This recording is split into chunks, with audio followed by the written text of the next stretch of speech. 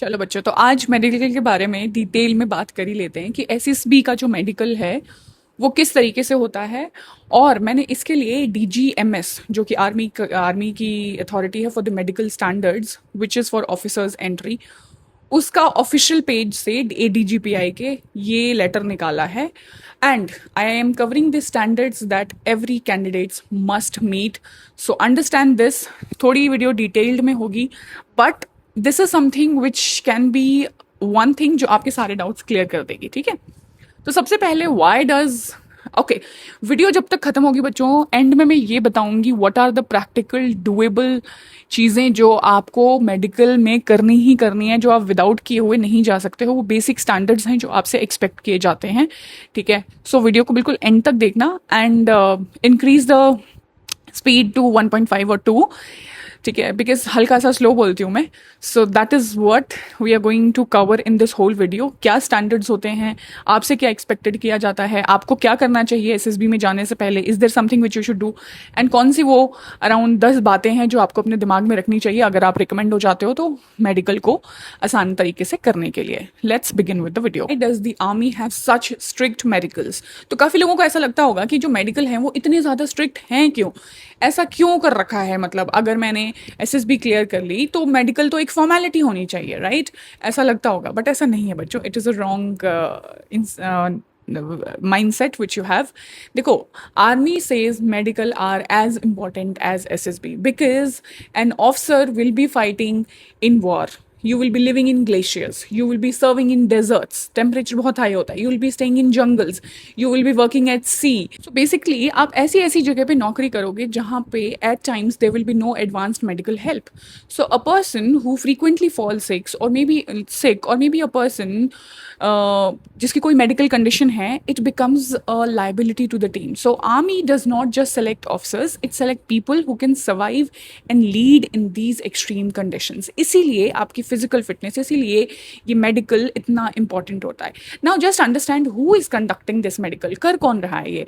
देखो, medicals are conducted by army के ही doctors, by armed forces medical services, the medical military doctors, we have specialist doctors and board of medical officers, and let me tell you, they are one of the specialized people in their arena. So these doctors understand the military requirements and their decision is final. उसको आप कहीं भी challenge नहीं कर सकते हो, करते भी तो कोई ज़्यादा फायदा नहीं होता है। So if there is doubt regarding any disease, syndrome or disorder, benefit of doubt actually goes to state, not to the candidate. ये चीज़ हमेशा याद रखना, ठीक है? So इसका मतलब होता है बच्चों that if they are unsure whether a condition may create problems in the future, वो कैंडिडेट को अनफिट डिक्लेयर कर देते हैं। ठीक है, बिकॉज कोई भी ना, देखो, रिस्क नहीं लेगा, ये नौकरी ऐसी है। ठीक है, now let's talk about what does medically fit means. इसका क्या मतलब होता है? देखो, मेडिकली फिट होने का मतलब ये नहीं होता है कि आपको बुखार नहीं है, आपको खांसी नहीं है। ठीक है, इसका मतलब होता है you have a good physical health. Basic आपके जो टेस्ट हैं, बेसिक चीज़ें हैं, वो सारी आपकी सही हैं। ठीक है, then you have a good mental health. ठीक है, डिप्रेशन नहीं है, एंग्जाइटीज़ नहीं होती हैं, ऐसे।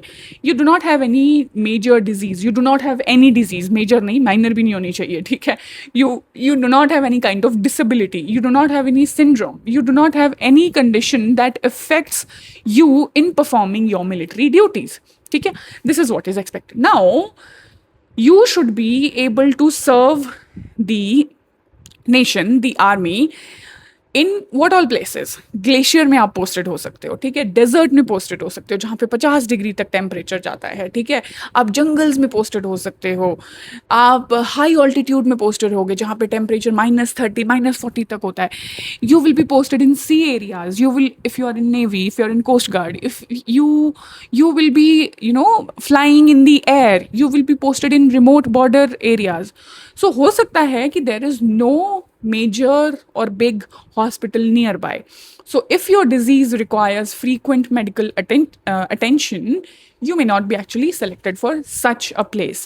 ठीक है, अभी देखो, no फ्रीक्वेंट मेडिसिन डिपेंडेंस। जो आर्मी है वो क्लियरली बोलती है कि a candidate should not have a disease जिसमें कि आपको बार बार डॉक्टर को विजिट करना पड़ता है, जिसमें कि आपको बार बार हॉस्पिटल में एडमिट होना पड़ता है, और या फिर आपको कंटिन्यूसली मेडिसिन खानी पड़ती हैं, और यू नीड मेडिकल एड। ठीक है, अब ऐसी कौन सी बीमारियां होती हैं बच्चों, उनकी बात कर लेते हैं। जैसे कि अनकंट्रोल अस्थमा हो गया, जैसे कि एपिलेप्सी हो गया, मिर्गी जिसे दौरे बोलते हैं।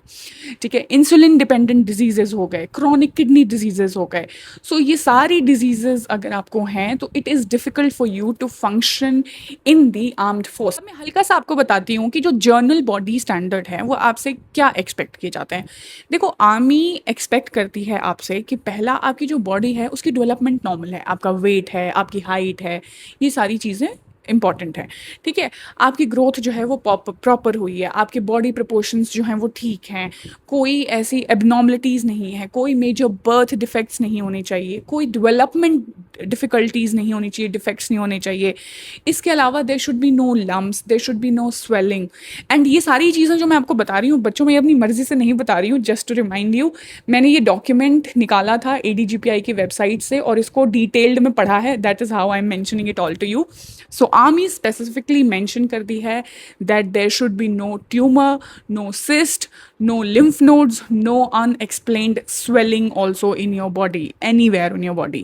ठीक है, इसके अलावा there should be no sinus. ठीक है, फिस्टुला, मुझे नहीं पता कि ये टर्म्स फिस्टुला क्या होता है, साइनस तो मैंने अपने 2-3 फ्रेंड्स को देखा है डील करते हुए।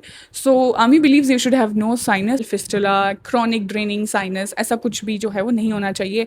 अब ये मेडिकल टर्म्स हैं, मुझे नहीं पता एग्जैक्टली ये क्या होती हैं। You can actually go head and Google it और you can ask a doctor. ठीक है, बिकॉज ये जो चीज़ें हैं आपको फील्ड वाली सर्विस में दिक्कत दे सकती हैं। इसके अलावा army looks for healthy skin. इसका मतलब होता है there should be no major skin disease, there should be no pigmentation disorders, there should be no skin infections, no chronic skin diseases or conditions that affect function, how you function in a specific area. इसके अलावा it is specifically mentioned in this letter that there should be no hernia, no any kind of hernia। उन्होंने 2-3 types mention किए थे। I will put the letter here, आप read कर सकते हो। So any kind of hernia can become dangerous during while your strenuous activity in the service। इसके अलावा देखो, scars, army does not reject every scar, ऐसा नहीं है स्कार्स नहीं होने चाहिए, बट ऐसा कोई स्कार नहीं होना चाहिए जो कि आपकी मूवमेंट को रिस्ट्रिक्ट करता है या फिर आपकी मसल फंक्शनैलिटी को इफ़ेक्ट कर रहा है। ठीक है, या फिर उसकी वजह से कोई डिस्फॉर्मिटी हो गई है या कोई मेजर कस्मेटिक डिसफिगरमेंट हो रखा है आपकी बॉडी में। जैसे कि मान लो अगर ये मेरी उंगली कटी है और ये ऐसे ही रह गई हमेशा के लिए, तो ऐसे नहीं हो सकता। It has to proper function, because जब आप राइफल्स चलाते हो, जब आप वेपन चलाते हो, you need all your fingers, they should be all working. ठीक है, इसके अलावा एक और चीज़ थी उसमें मेंशन की हुई AVM लिखा था उन्होंने कि N abnormal connection between arteries and brain. अभी ये थोड़ी सी इंपॉर्टेंट है बिकॉज आपकी जो वेन्स हैं it can rupture, it can bleed and it can affect your normal functioning, and that is why any conditions in your vein and everything is not acceptable। so ये भी उसमें mention कर रखा है। फिर head and face, there should be no deformity, there should be no facial symmetry due to any disease। ठीक है, कोई भी ऐसे स्कल में फ्रैक्चर नहीं होना चाहिए, में फेशियल मॉल फॉर्मेशन नहीं होना चाहिए। ठीक है, सो ये सारी चीज़ें ना बच्चों उस लेटर में मेंशन की हुई हैं एंड मैंने जस्ट इनको एक जगह लिखा हुआ है। ठीक है, तो मैंने सोचा कि मैं आपको पढ़ के एक बार बता देती हूँ। ठीक है, आईज का देखो, the vision should be normal as per the army standards because they will be checking your visual eyesights, they will be checking your colour vision. ठीक है, कलर वाली एक बुकलेट दिखाते हैं जिसमें कि वो चेक करते हैं कि आपको कलर ब्लाइंडनेस तो नहीं है।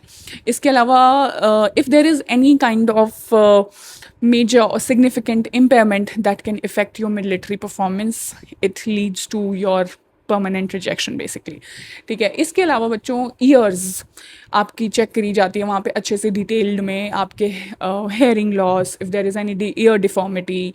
ठीक है, और कोई प्रॉब्लम तो नहीं है, कोई डिसऑर्डर तो नहीं है। एंड हेयरिंग का एक टेस्ट होता है, इट वॉज वेरी डिफिकल्ट। वो यहाँ पे खड़े हो जाते हैं और वहाँ से वो बोल रहे होते हैं और सुन के बताना होता है। हमारे टाइम पे तो ऐसे हुआ था and I was so scared for that test कि अगर मुझे सुना ही नहीं दिया तो मेरा क्या होगा। ठीक है, तो वो एक टेस्ट है। और इसके अलावा speech, speech is something which should be clear, so no speech disease और डिसेबिलिटी शुड बी देयर, ठीक है। एग्जाम्पल्स इंक्लूड सिवियर स्टैमरिंग, या फिर बहुत ज़्यादा आप कम्युनिकेट नहीं कर पा रहे हो because there is some problem in the speech, so वो नहीं होना चाहिए। इसके अलावा they check your nose, throat, sinuses, ठीक है, इसको डिटेल में चेक किया जाता है। ईएनटी बोलते हैं इसको, ईयर नोज का स्पेशलिस्ट, टंग का स्पेशलिस्ट होते हैं, and they check all these कि एवरीथिंग इज फंक्शनिंग वेल और नॉट, ठीक है। So this is what they check. इसके अलावा now let me talk in detail about what are the things that every SSB aspirant should keep in mind. Number one, बच्चों, do not hide your illnesses, ठीक है। हो सकता है कि आज आप मेडिकल क्लियर कर लो, आज आप कर लो, पहुंच जाओ, बट कल जब आपको सियाचिन में पोस्टिंग होगी तो वो चीज़ आपको बहुत प्रॉब्लम देगी। तो सिर्फ for that, if A doctor discovers anything, so don't lie, don't उसको छुपाओ मत। Get any surgery evaluated well before SSB, ठीक है। आपको अगर हर्निया है या फिर साइनस है या फिर कुछ और छोटी मोटी चीज़ें हैं तो उसको पहले ही करा लो, ठीक। Take care of your dental health, this is point number 3। देखो, बहुत इंपॉर्टेंट है। Your gum diseases, your missing teeth, it can actually become one of the issues, ठीक है। So take care of your dental health, it is important. Improve your fitness gradually बच्चों, that's the 4th point, because आपको एक healthy BMI चाहिए। आपका body weight बहुत ज़्यादा नहीं हो सकता है। और देखो, मेरे वाले SSB वाले कोर्स में भी बहुत सारे बच्चे थे जिनका कि वेट ज़्यादा था, और फिर वो आपको TR मिलता है, आई थिंक 21 डेज़ का मिलता है, जो टेम्प्रेरी रिजेक्शन मिलता है। 21 डेज़ या समथिंग कुछ 30 डेज़ के आसपास होता है, I am forgetting the number of the days. But let me tell you this guys कि उतने दिनों में ना वेट लॉस करने के लिए फिर आपको बहुत एक्सट्रीम चीज़ें करनी पड़ती हैं, ठीक है, और वो बॉडी को बहुत नुकसान करती है। क्यों? क्योंकि अगर आप सेलेक्ट हो चुके हो और आप अचानक से खाना पीना बंद करते हो अपना, एंड देन आप अपना वेट लॉस तो कर लोगे, बट फिर वो चीज़ आपको ट्रेनिंग में जाके हार्म करेगी। क्यों? क्योंकि आपने खाना कम कर दिया था अचानक से, कार्ब्स बिल्कुल छोड़ दिया आपने, आप प्रोटीन डाइट पे चले गए, तो वहाँ जाते ही फिजिकल्स बहुत ज़्यादा होंगे। तो do not do that to yourself. अगर आपको पता है कि आपको SSB जाना है तो अभी से अपने वेट और उसका ध्यान रखो, ठीक है। So take care of your basic BMI। Height देखो, हाइट का तो कोई कुछ कर नहीं सकता है, ठीक है, but take care of your weight and take care of how how exactly do you look. And weight के साथ साथ बच्चों, work on your stamina also, work on your strength also, ठीक है। क्रैश डाइटिंग नहीं करनी है, एक्सट्रीम वर्कआउट्स नहीं करने हैं, ये आपको बैकफायर करेगा जब आप अकेडमी पहुंच जाओगे। 5th point I want you to do is please maintain a good skin hygiene. इसका क्या मतलब है? प्लीज़ टेक बाथ प्रॉपरली, ताकि आपको फंगल इन्फेक्शंस ना हो, ताकि आपको acne infections, chronic skin diseases, ये सारी चीज़ें नहीं हो रही हैं। Please take care of your body, bathe well, and कोशिश करो कि आप प्लीज़ अपने बेसिक हाइजीन का ध्यान रखो, ठीक है। अच्छा, एक चीज़ बताती हूँ for all the girls and boys. Boys का तो मुझे नहीं पता बच्चों, but I will tell about girls कि वहाँ पे आपका बेसिक बेसिक जो है प्राइवेट पार्ट्स की भी चेकिंग होती है। Your genitals are being checked, ठीक है। तो गर्ल्स का गायनेकोलॉजिस्ट करता है, and I am not sure about boys का, आई एम श्योर कोई ऐसा ही करता होगा शायद। Sorry for that, okay, I don't know, and मैंने कभी किसी बंदे से पूछा भी नहीं। So in fact I would have asked my husband, but I forgot to ask. तो प्लीज़ रिमेंबर दैट आपके पास you should have enough number of undergarments, ठीक है। ऐसा नहीं होना चाहिए that you are wearing dirty dirty cloth when you are visiting the gynecologist. So please take enough number of undergarments with you. इसके अलावा बच्चों, हो सकता है वहाँ पे धोने की फैसिलिटी हो ना हो, सो हैव एटलीस्ट पूरे 10 दिन के अंडरगारमेंट्स आप लेके जाओ, ताकि अगर नहीं भी है वहाँ फैसिलिटी धोने की तो you can change your undergarments every single day, ठीक है। इसके अलावा हैव अपने पास आप रुमाल रखिए, अपने पास आप टॉवल्स रखिए, अपने पास आप हैंकी रखिए, ये चीज़ें रखिए। जैसे कि जब आपका पेट का अल्ट्रासाउंड होता है तो they put a lot of liquid on your stomach, है ना। So if you will have a hand towel और something, you can actually wipe your stomach properly and everything, ठीक है। वहाँ पे टिश्यू होते हैं, but that doesn't work well, ठीक है। तो मुझे ऐसा लगता है कि it's always better to be prepared. Hand towel रखो, अपना एक पानी की बॉटल पक्का कैरी करो, बिकॉज मेडिकल सुबह से शाम दोपहर तक चलता है बच्चों, है ना, till lunch time this goes. So थोड़ा सा प्रिपेयर होके जाना है, ठीक है। बट मैं I will tell you my time, तो we were 7 of the girls who were recommended उस बैच में। हमसे पुराना वाला जो बैच था वो वॉश आउट हो गया था एंड उनकी लड़कियां हमें मिली थी और उन्होंने बोला भाई बहुत ही खतरनाक बोर्ड है। मैंने एसएसबी दिया अपनी 11 एसएसबी इलाहाबाद से, ठीक है। तो उन्होंने ऐसे बोला हमें, अरे बड़ा खतरनाक बोर्ड है, यहाँ से तो कोई देखो रिकमेंड ही नहीं हुआ, हम लोग पूरा वॉश आउट होकर जा रहे हैं। एंड देन फिर हमारे उसमें से 7 सिलेक्ट हो गए। तो हमने कहा नहीं नहीं देखो एसएसबी इतनी बुरी नहीं है, इट इज़ की वो बच्चे बुरे होंगे and that is why they were not ever recommended.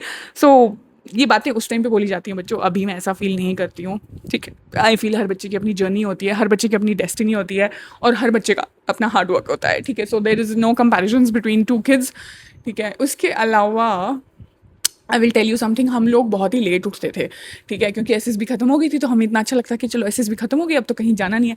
हम लोग लेट उठते थे और फिर most of the time we use to skip breakfast, ठीक है, ब्रेकफास्ट स्किप कर देते थे, ठीक है। और फिर हम तैयार हो जाते थे और वहाँ पे एक अंकल थे और उनकी छोटी सी दुकान थी, आई थिंक ये थी एमएच के जस्ट बाहर, इलाहाबाद एमएच के बाहर, ठीक है। और वो बनाते थे अंकल बड़े टेस्टी ब्रेड पकौड़े यार, मतलब हमें वो ब्रेकफास्ट छोड़ के उनके ब्रेड पकौड़े याद आते थे कि भाई ब्रेकफास्ट छोड़ो वहीं जाके ब्रेड पकौड़े खाएंगे।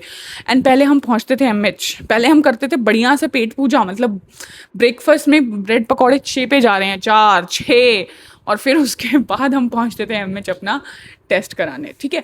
एंड ये चीज़ शुरू कैसे हुई थी, क्योंकि एक दिन उन्होंने बोला था कि आपको बिना ब्रेकफास्ट के आना है, आपका फास्टिंग वाला कोई टेस्ट होगा, ठीक है। I don't remember exactly which test was that. तो हम बिना ब्रेकफास्ट किए गए थे। तब हमने वहाँ पे जो काम करते हैं बंदे, उनसे पूछा था कि यहाँ पे कुछ है क्या खाने के लिए। तो उन्होंने हमें बताया था कि वहाँ पे एक शॉप है, उसमें आपको कुछ मिल जाएगा, वेट कैंटीन बोलते हैं उसको।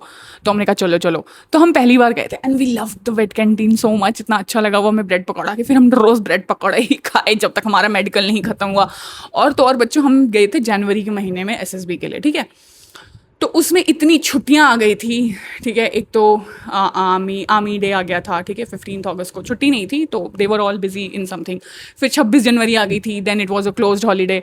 तो बहुत सारी छुट्टियां थी, तो हमारा मेडिकल ना 10-12 दिन चला था, मतलब it was a long thing. So I mean it was a fun time though. तो चलो नेक्स्ट पॉइंट की बात करते हैं। The next point you should keep in mind is protect your eyesight. इसका क्या मतलब है बच्चों, please unnecessary avoid straining your eyes by watching screen. जैसे कि आप रूम की लाइट बंद करके फ़ोन इतनी पास रख के देख रहे होते हो, तो इससे आपकी विजन खराब होती है, ठीक है। पूरे अंधेरा कर रखा है और आप टीवी देख रहे हो, it all affects your eyes. So please take care of your eyes. 7th thing, please self medication मत करना टू हाइड अ कंडीशन। मान लो पेन किलर्स ले ली, एंटीबायोटिक्स ले ली to suppress something and something like that. Don't try all the stunts please. मैंने बच्चों को देखा है सब करते हुए, डोंट डू ऑल दिस, ठीक है। एंड हो सके तो आप अपना एक हल्का सा मेडिकल करा सकते हो ब्लड टेस्ट का, कि कहीं आपका HB तो कम नहीं है या कुछ ऐसा तो नहीं है। और अगर ऐसा है, so that you can start including, जैसे मेरा HB का थोड़ा सा प्रॉब्लम रहता है तो I include beetroot and everything in my diet, ठीक है। तो ऐसी छोटी छोटी चीज़ें करने से आप basically you can work well in time. इसके अलावा बच्चों, I want you to please sleep well, stay healthy before you reach there. देखो हमें ऐसा लगता है कि क्या बाकी ये लाइफस्टाइल की क्या ज़रूरत है, हो जाएंगे रिकमेंड, सब कुछ हो जाएगा। बट बच्चों, if your body is not recovering well, if your body is not resting well, if you're awake till like 3 o'clock 4 o'clock at night, you're watching phone, this all is going to affect your health, and I want you to take care of your health very very genuinely, क्योंकि कभी कभी ना body में कैसी conditions होती हैं वो हमें पता नहीं चलती हैं, ठीक है। एंड वाई टू अननेसेसरली मतलब अपनी बॉडी को हार्म करना यार, कि कोई रील बना रहा है हम उसकी रील बैठ के देख रहे हैं रात को, why, I mean why do you want to watch that, ठीक है। इसके अलावा बच्चों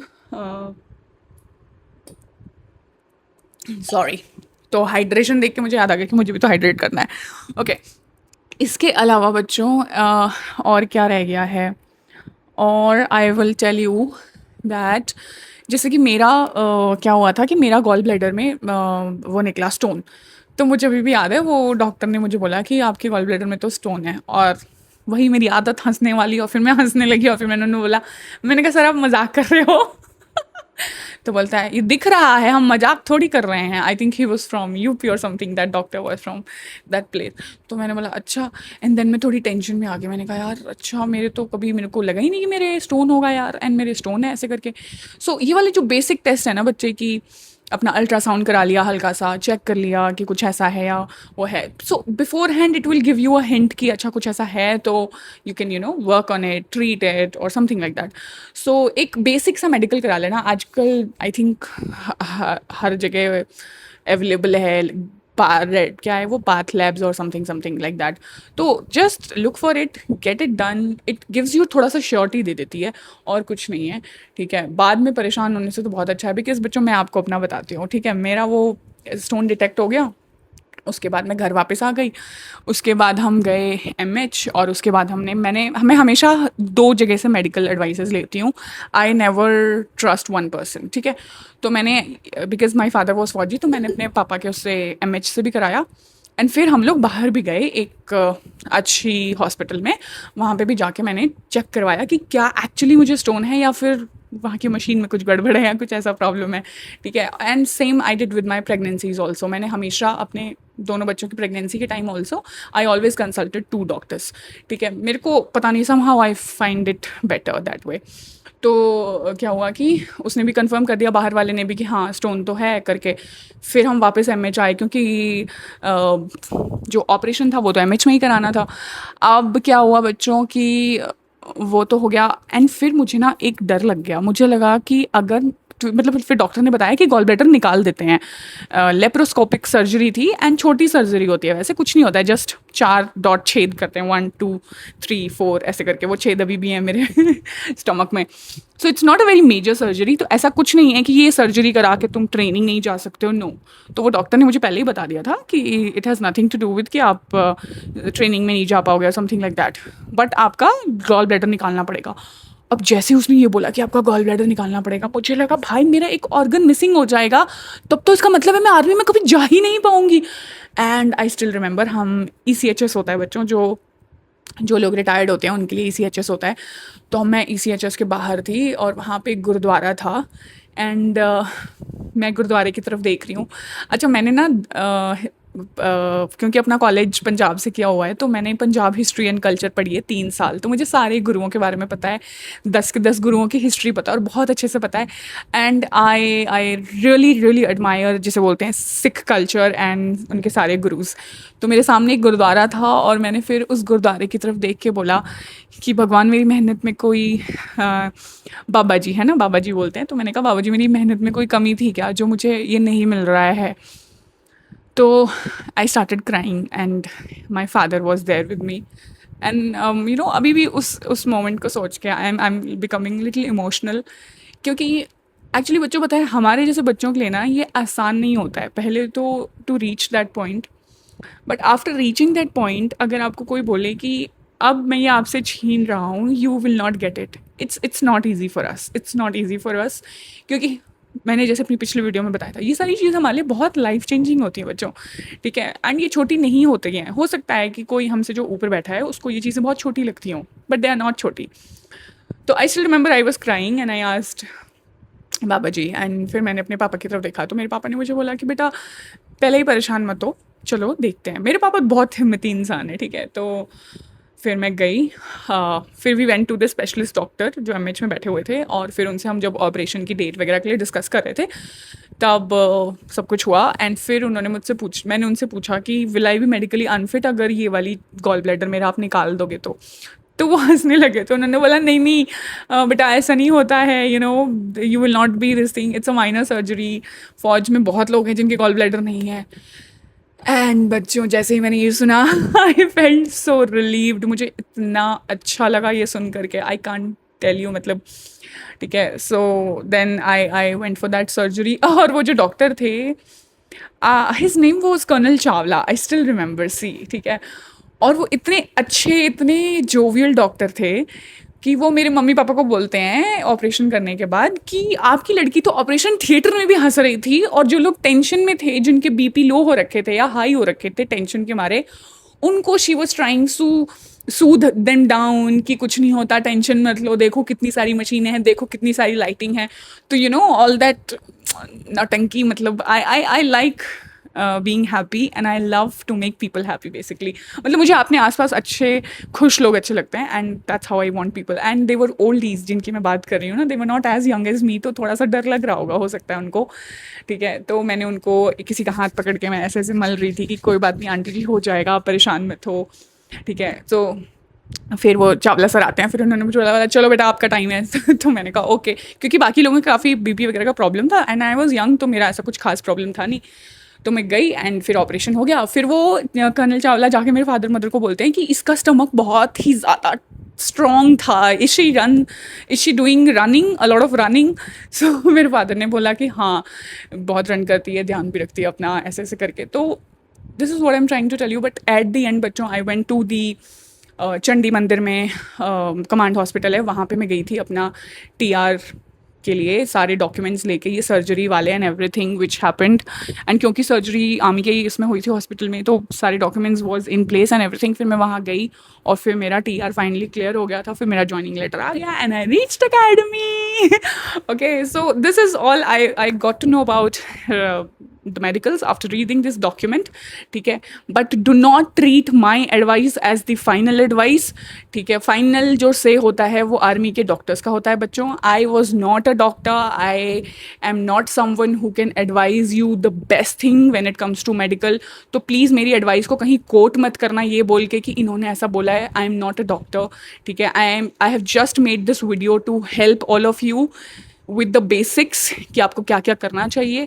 बाकी ये लेटर आप लोगों के लिए मैं दे रही हूँ, लिंक इसका या फिर और इसकी वो भी लगा रही हूँ.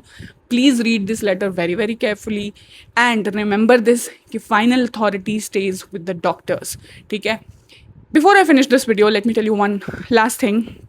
जब आप जाते हो वहाँ पे and when you are dealing with the staff there in the MH, please be kind, please be courteous, ठीक है. वहाँ पे जाके इस क्या बोलते हैं ना उसे, ऐसा ताव मत दिखाना कि हम तो अब सेलेक्ट हो गए हैं, हम तो ऑफिसर बनने वाले हैं, I can talk to you whatever way I like. Please don't do that, okay? Do not go with this misconception. Please go with a clear heart कि भाई I am someone who is here as an aspirant and I should be talking to people very very genuinely, very very respectfully, और वैसे ही बात करनी है. चाहे वो वहाँ पे अपनी जो आया दीदीज़ होती हैं जो डॉक्टर्स के साथ रहती हैं जब आप मेडिकल चेकअप कराते हो, स्पेशली विद विमेन कैंडिडेट्स, तो आपको उनसे भी उतनी ही तमीज़ से बात करनी है. जो क्लर्क आपके डॉक्यूमेंट बना रहे हैं उनसे भी तमीज़ से बात करनी है, ठीक है. And just be respectful to everyone you are dealing with there in SSB, ठीक है. So that's the last advice and I'm finishing the video. If you liked it, do leave me some pyare comments, you know, let me make heart the way my daughter makes it, okay. And I'll see you in the next video. Bye bye.